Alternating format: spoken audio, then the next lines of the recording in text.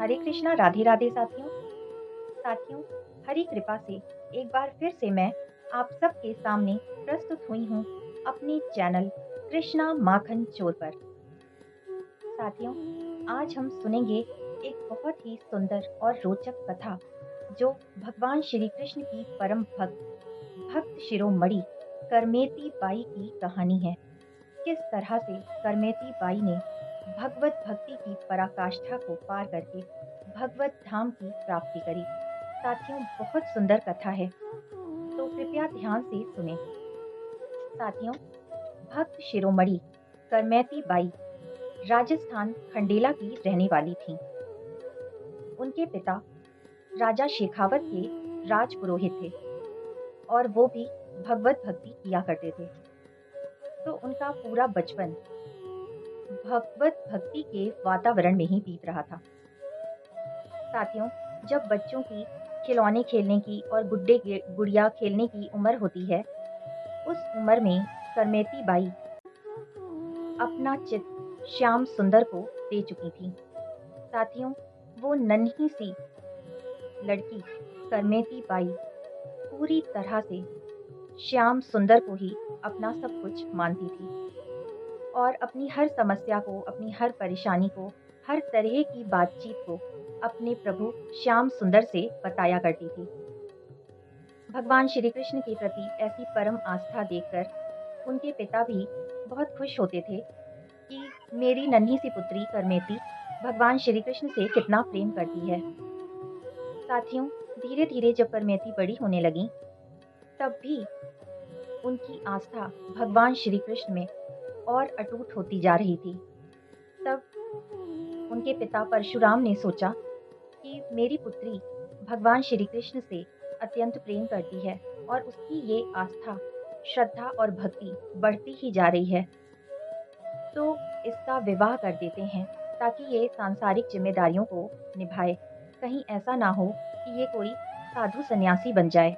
इस डर से पिता ने अपनी पुत्री करमेती का विवाह बहुत कम उम्र में ही कर दिया, लेकिन उसका गौना नहीं हुआ था। करमेती तो भी अपने प्रभु श्री कृष्ण से ही हर तरह की बातचीत करती, पूजा, भक्ति, सेवा में तल्लीन रहती। जब करमेती थोड़ी बड़ी हुई, तब गौने का समय आ गया। गौने की रस्म होने वाली थी।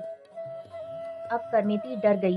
उसने सोचा कि अगर ससुराल वालों ने मुझे भगवान श्री कृष्ण की भक्ति ना करने दिए और सांसारिक जिम्मेदारियों में फंसा दिया, तो मैं क्या करूंगी। भगवान श्री कृष्ण से दूर होना उसे मंजूर नहीं था। अगले दिन गौने की रस्म थी। उसी रात करमेती बाई ने एक ठोस निर्णय लिया। उसी रात में जब सब लोग सो गए, करमेती बाई घर को छोड़कर चली गई। उसने सोचा, मेरे श्याम सुंदर तो हैं ही, मुझे किसी का भय नहीं। बस अपने श्याम सुंदर को मन में धारण कर करमेती, जो कभी भी कहीं भी नहीं गई थी, अकेले घर छोड़कर चली गई। साथियों, जब सुबह हुई, तब करमेती के माता पिता ने देखा कि करमेती तो कमरे में है ही नहीं। तब राजपुरोहित राजा के पास गए और उन्होंने कहा कि महाराज, चारों तरफ सैनिकों को भेज दीजिए और मेरी पुत्री को ढूंढवाइए कि वो कहाँ चली गई। तब राजा ने तुरंत ही सब तरफ सैनिकों को भेज दिया कि करमेती बाई को ढूंढ कर ले आओ। उसके पिता परशुराम बहुत भयभीत थे कि समाज के सामने उनकी छवि खराब हो जाएगी। उनकी बेटी कहाँ चली गई, गौने की रस्म है, ससुराल वालों को क्या जवाब देंगे। उनके मन में अलग ही उथल-पुथल चल रही थी। इधर करमेती ने जब देखा कि चारों तरफ तो राजा के सैनिक आ गए हैं, करमेती भयभीत हो गई।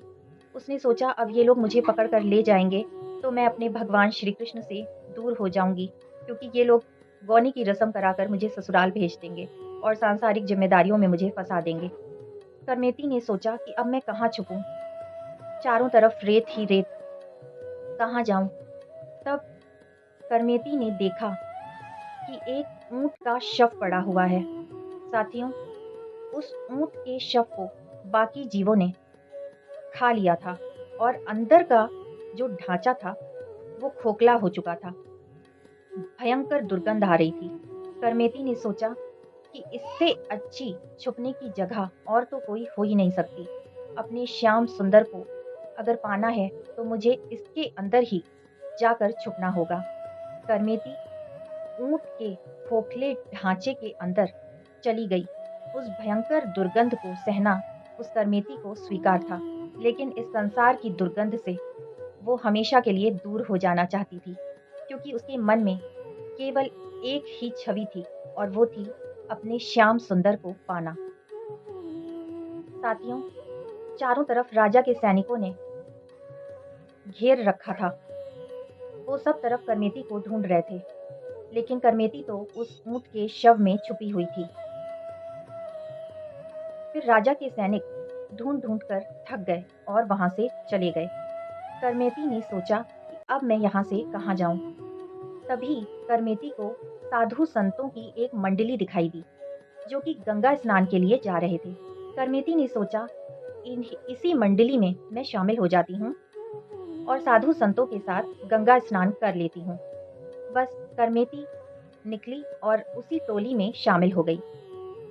गंगा घाट पर पहुंचकर करमेती ने गंगा स्नान किया और उसके बाद करमेती ने जो भी गहने पहन रखे थे, वो सारे आभूषण गंगा घाट के ब्राह्मणों को दान में दे दिए। फिर दान पुण्य करने के बाद करमेती ने सोचा कि अब मैं कहाँ जाऊं? उसने सुन रखा था श्रीधाम वृंदावन एक ऐसा स्थान है जहाँ के कोने-कोने में ठाकुर विराजते हैं। बस करमेती ने सोच लिया, इससे अच्छा स्थान तो मेरे लिए कोई हो ही नहीं सकता। करमेती साधु संतों के साथ वृंदावन पहुंच गई और वहां पर कभी किसी पेड़ के नीचे, कभी किसी जंगल में जाकर निरंतर अश्रुधारा बहाते हुए हे कृष्ण का निरंतर जाप करती रही। साथियों, उधर उसके पिता को चिंता हुई कि मेरी पुत्री कहाँ चली गई, और तब पिता को याद आया कि करमेती निरंतर श्याम सुंदर को भजती थी, तो निश्चित ही वो वृंदावन गई होगी। उसके पिता भी वृंदावन पहुंच गए और वहां पर उन्होंने पता किया कि मेरी पुत्री करमेती कहाँ है। तब लोगों ने कहा कि एक कदम के वृक्ष के नीचे एक माँ है जो निरंतर साधना करती रहती हैं। कहीं यही तो आपकी पुत्री नहीं है? तब राजपुरोहित परशुराम ने कदम के वृक्ष के ऊपर चढ़कर अपनी पुत्री देखी, तो देखा निरंतर उनकी पुत्री अश्रुधारा बहा रही है। हे कृष्ण उसके मुंह से निरंतर जाप हो रहा है। सांप, बिच्छू, कीड़े मकोड़े, हिंसक पशु सब उसके आसपास हैं, लेकिन उसे कुछ भी महसूस नहीं हो रहा। घंघोर जंगल में वो निरंतर श्याम सुंदर को पुकार रही है। उसके पिता नीचे आए और अपनी पुत्री के पास जाकर बैठ गए। पुत्री को कुछ नहीं पता कि मेरे सामने कौन बैठा है। फिर करमेती बाई के पिता ने अपनी पुत्री को हिलाया और कहा, पुत्री अब घर चलो। तब करमेती बाई ने कहा, पिताजी अब तो मैं इस संसार से दूर हो चुकी हूँ, मुझे घर जाना स्वीकार नहीं। यही मेरा घर है, श्याम सुंदर ही मेरे सर्वस्व हैं। अब आपको भी भगवत भक्ति में लग जाना चाहिए, क्योंकि यही सच्चा रिश्ता है। और ये कहते हुए करमेती बाई ने अपने पिता को ठाकुर जी की एक प्रतिमा दी। उसके बाद परशुराम वापस घर आ गए और उन्होंने राजा से कहा कि अब मेरी पुत्री को ढूंढना बेकार है, क्योंकि वो तो श्याम सुंदर की हो चुकी है। इस संसार से उसका कुछ लेना देना नहीं है और अब मैं भी निरंतर भगवत भक्ति ही करूँगा, क्योंकि यही इस जीवन का सार है। तब राजा भी वृंदावन गए और करमेती बाई के दर्शन किए और राजा ने वृंदावन के पास ही ब्रह्मकुंड नामक एक स्थान है, वहीं पर करमेती बाई के लिए एक कुटिया बना दी। फिर करमेती बाई उसी कुटिया में रहकर निरंतर श्याम सुंदर को भजती रहीं। फिर करमेती बाई ने अन्न और जल त्याग दिया। तब भगवान श्री कृष्ण एक संत के रूप में करमेती बाई की कुटिया में आए। करमेती बहुत प्रसन्न हो गई कि मेरी कुटिया में साधु संत आए हैं और प्रभु श्री कृष्ण संत के रूप में करमेती बाई के लिए प्रसाद ले गए और बोले, करमेती लो, इसे खा लो, मैं तुम्हारे लिए प्रसाद लाया हूँ। तब आपको पता है करमेती बाई ने क्या कहा? करमेती बाई ने कहा, हे संत महात्मा, अब आप मुझे ये आशीर्वाद दीजिए और एक ऐसा प्रसाद दीजिए जिससे मेरी भूख प्यास सब मिट जाए और मुझे भगवत प्राप्ति हो।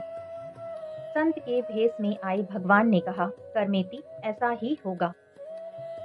फिर प्रभु निरंतर ही करमेती बाई के पास संत रूप में आते रहे और करमेती बाई निरंतर तपस्या करती रहीं और अंत में उन्होंने भगवत धाम को प्राप्त किया। तो साथियों, आपने देखा, आपने सुना, करमेती बाई जैसे महान भक्त इस दुनिया में आए और सांसारिक चकाचौंध से दूर रहे और निरंतर भगवत भक्ति में तल्लीन रहे, तब उन्होंने भगवत प्राप्ति करी। तो साथियों, आपको वीडियो कैसा लगा जरूर बताइएगा। फिर मिलेंगे मेरे चैनल कृष्णा माखन चोर पर। तब तक के लिए राधे राधे।